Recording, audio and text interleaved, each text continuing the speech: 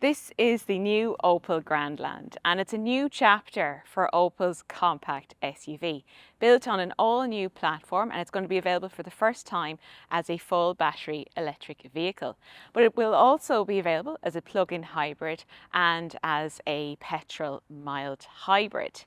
It's expected in Ireland before the end of the year. It's going to go on sale for about €41,000 for this hybrid. And I'm here in Russelsheim, the home of Opel, to take a first look at it. So in this video, we're going to take a look around inside and outside and take it for a drive.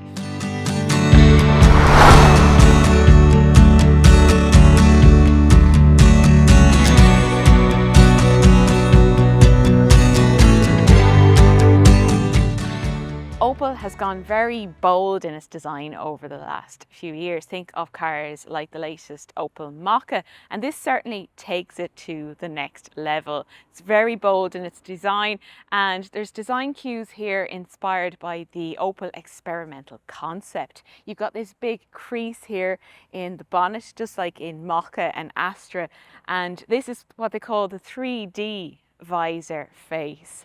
Very impressive headlights. This one is the GS, and it has the IntelliLux HD lights with over 50,000 pixels. Opel has made this car a bit grander than before. It's longer, it's wider, and it's also higher, so it has a bigger presence now on the road. You can get wheel sizes up to 20-inch, but the standard wheel size on Irish models will be 19-inch, and this one is actually on the 19-inch. There's also some new colours like Impact Copper, and also this one here, which is called Spectrum Green. Opel is now spelled out across here and illuminated for the very first time, and this is actually going to be standard across the range, so it is quite cool looking. There's no chrome on this car either, and Grandland is now embossed in there. You've also got the little vertical placed brake light as well, just like in Astra. And when it comes to boot space, there's 550 litres, and that's the same no matter which model you go for. So that is a good size boot, and it is competitive for this compact SUV segment. It also has a false floor, a little bit of underfloor storage there. There's a good bit of depth to it also, so it should be very practical for family life.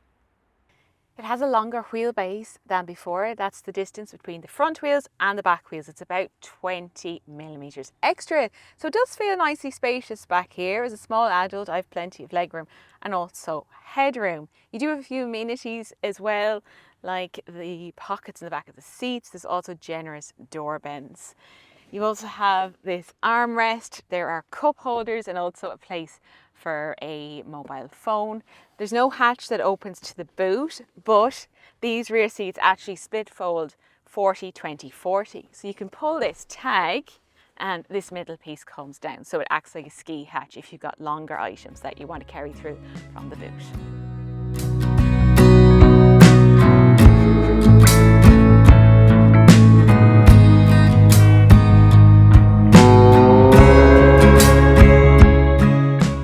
Previous Grandland was starting to feel very old-fashioned inside, so it really needed this modern update, and that's exactly what this one gets. This car is also wider than before, so it does have more of a flagship SUV feel than it did before. The quality of the materials is nice too. There's soft fabric there in the top of the doors. There are a few different trim levels, of course. This is the GS, so it has these gorgeous seats. These are a new creation by Opel. Of course, Opel's very passionate about having AGR approved seats in their car. They've taken it one step forward. There's this little gap here in the seat, and this is to relieve pressure from your tailbone, so it makes the car more comfortable on long journeys. There's loads of tech on board. You've got a slim digital driver display and also this big screen here in the centre and slightly angled towards the driver. There are two different sizes for this. This is the larger size, and you do have physical buttons down here for your ventilation controls, so that's all good. There's also a new invention. It's called the Pixel Box, and you can open this and pop your mobile phone in here so that you won't be distracted by it. There's also a wireless charger fitted to this model, so your phone can be charging away there. You've got cup holders down here. This is your gear selector, drive mode access, also the electronic parking brake release, and then there's more storage in here.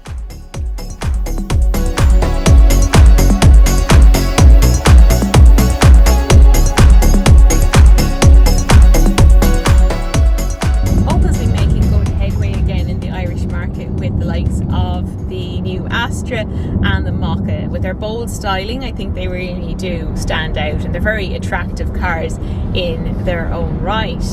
It's been more difficult for the Grandland in its compact SUV segment. You've got heavy hitters like the Hyundai Tucson, the Nissan Qashqai, the Kia Sportage. They tend to be the big sellers, but this is a fresh chapter for Grandland. New technology, new platform, and a good spread of power options. So you've got that plug-in hybrid with a range in the region of 87 kilometers. Then there is of course a full battery electric version, and there'll be a few different battery options with that. And of course this 1.2 litre petrol with a 6-speed automatic gearbox. It's got 136 horsepower, and it does the 0 to 100 in about 10.2 seconds. So it's not the fastest car in the world, but it's absolutely fine. Now you will hear that engine working if you really give the accelerator some welly, but it does settle down well on the motorway to a cruise. It's actually very refined, and they have put a focus on both it being dynamic character to drive, but also being very comfortable. So this gets different suspension to the electric. So this is on torsion beam, which is a more basic rear suspension setup than the multi-link in the electric. It gets that more sophisticated suspension because of the extra weight of the battery, but I have to say it's actually fine on this standard suspension. It's very comfortable, it's smooth. You're not being tossed around here in the cabin when you go over any bumps in the road surface. So that's good. That's definitely a necessity for a family car like this. The mild hybrid can also run up to 50% of the time on EV power only, which is great as well. And that's in town and city driving at low speeds. So it's going to help your overall consumption figure.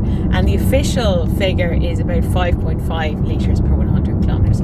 So it will get thirstier if you're doing a lot of high-speed motorway driving, for instance. But that would be good for a petrol SUV like this. It also gets frequency selective damping, so that gives a good balance between comfort and sportiness, and it does stay nicely balanced through bends. Now I wouldn't be pushing it too hard because obviously it's an SUV, you're up quite high, but you do feel safe and secure here behind the wheel. There's nice smooth steering as well, it's not too heavy. So that's all from the cabin of the new Opel Grandland. You can read more over on changinglanes.ie, and I left a link in the description below the video. So thanks for watching, and I'll see you soon.